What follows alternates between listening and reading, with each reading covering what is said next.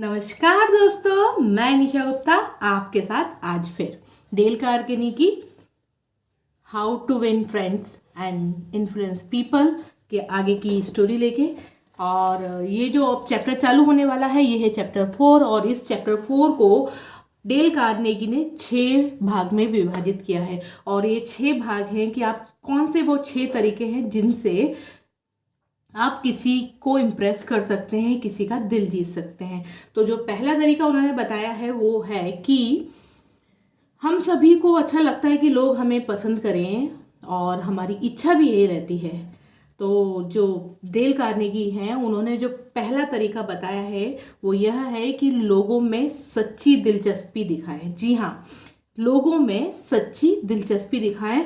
उन्होंने एक बहुत ही अच्छा उदाहरण दिया है कुत्ते का। जी हाँ दोस्तों, कुत्ते का उदाहरण दिया। ये कुत्ता जो अपने मालिक को देखते ही उनके आगे पीछे घूमने लग जाता है, वो अपने मालिक में बहुत ही ज़्यादा दिलचस्पी दिखाता है और ये दिलचस्पी ही मालिक का दिल जीत लेती है। साथ में उन्होंने बहुत ही अच्छी बात बताई है कि एकमात्र कुत्ता ऐसा जीव है जो आजीविका के लिए कुछ नहीं करता है।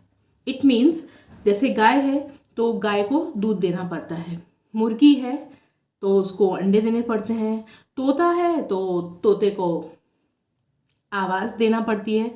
तो इन सबको आजीविका के लिए कुछ ना कुछ देना पड़ता है। लेकिन एकमात्र कुत्ता ऐसा जीव है जो केवल अपने मालिक के आगे पीछे घूम के उसमें दिलचस्पी दिखा के अपने आजीविका प्राप्त करता है।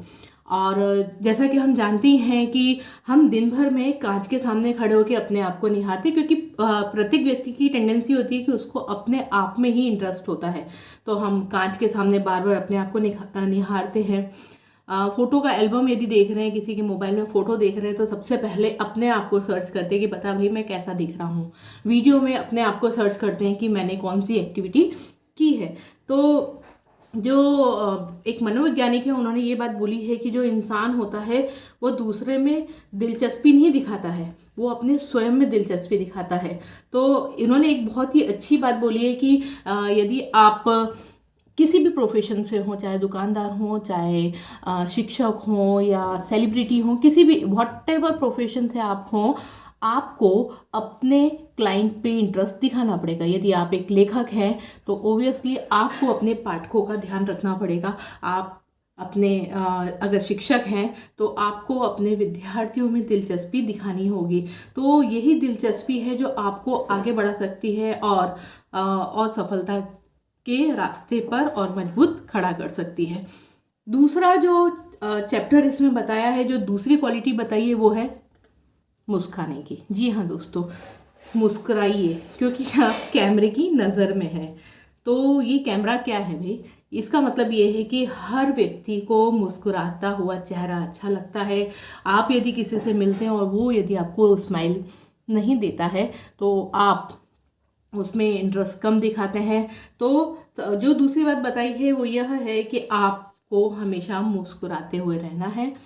आप भले ही कितने महंगे कपड़े पहन लें, कितनी भी महंगी ज्वेलरी पहन लें, लेकिन अगर आपके चेहरे को आपने मुस्कान से सुशोभित नहीं किया है तो आपका इम्प्रेशन नहीं बढ़ेगा, बल्कि लोग आपसे कटने लग जाएंगे।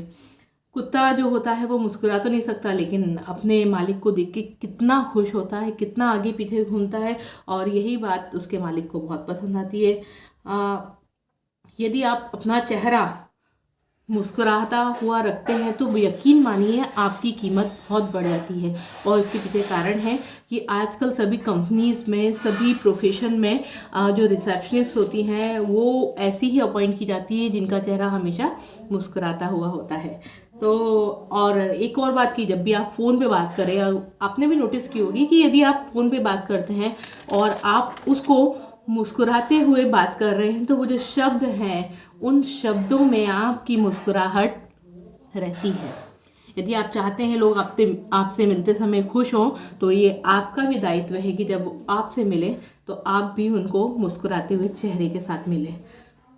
इस दुनिया में हर इंसान खुशी खोज रहा है और बाहर निकलने वाली चीज़ जो है, अगर आप बाहर निकलते हैं तो जो भी खुशी होती है वो केवल बाहरी सुख सुविधाओं के ऊपर निर्भर नहीं करती है। कुछ आंतरिक जो मानसिक स्थितियाँ रहती हैं, हमारे मेंटल स्टेट रहते हैं, जिसमें हम मुस्कुराना भी एक बहुत मायने रखने वाली चीज़ है। तो आप यदि मुस्कुराते हैं तो यकीन मानिए आप बहुत खुश रहते हैं। भले ही आप मुस्कुराने का अगर नाटक भी करते हैं तो भी आपको वो खुशी मिलती है। यदि आप किसी स्थान पे गए, नए नए हैं और आपको वहाँ पे कुछ नहीं मिल रहा है जैसा आप चाह रहे थे कि वो रिस्पांस मिलना चाहिए, तो आप अपने आप को हॉस्टाइल महसूस करने लगते हैं, उनके बीच में जाना आपको अच्छा नहीं लगता है। तो इसका एक ही उपाय है कि आप उन समूह में जाएं और आगे से होके स्माइल दे दें और हाय हेलो कर ले, और फिर देखिए कि एकदम माहौल चेंज हो जाता है। यदि एक शिक्षक क्लास में एंटर होता है और उसका चेहरा मुस्कुराता हुआ होता है तो बच्चों में एक नया ऊर्जा का संचार होता है। मम्मी पापा घर में आते हैं, बच्चा मुस्कुराता हुआ दिखता है तो मम्मी पापा की थकान दूर हो जाती है। और सबसे अच्छी बात यह है इसमें कि इसमें लेने वालों को ये जो हम मुस्कुराहट देते हैं, इसमें जो लेने वाला होता है वो तो अमीर होता ही होता है, और इसमें देने वाला कभी भी गरीब नहीं होता है, और बल्कि उसके भाव बढ़ जाते हैं, उसकी वैल्यू बढ़ जाती है। तो बस ये जो मुस्कुराहट है बहुत महंगी चीज़ है जो आपके पास फ्री में मिली हुई है, इसको बांटिए, मुस्कुराहट एक दूसरे को देते रहें। और सबसे अच्छी बात है कि मुस्कान की सबसे अधिक ज़रूरत उसी व्यक्ति को है जिसके पास नहीं है। तो मुस्कुराते रहिए, हंसते रहिए, और ये बातों को अपने जीवन में लाके सफल होते रहिए। मुस्कुराइए और लोगों में दिलचस्पी दिखाते रहिए। बाय।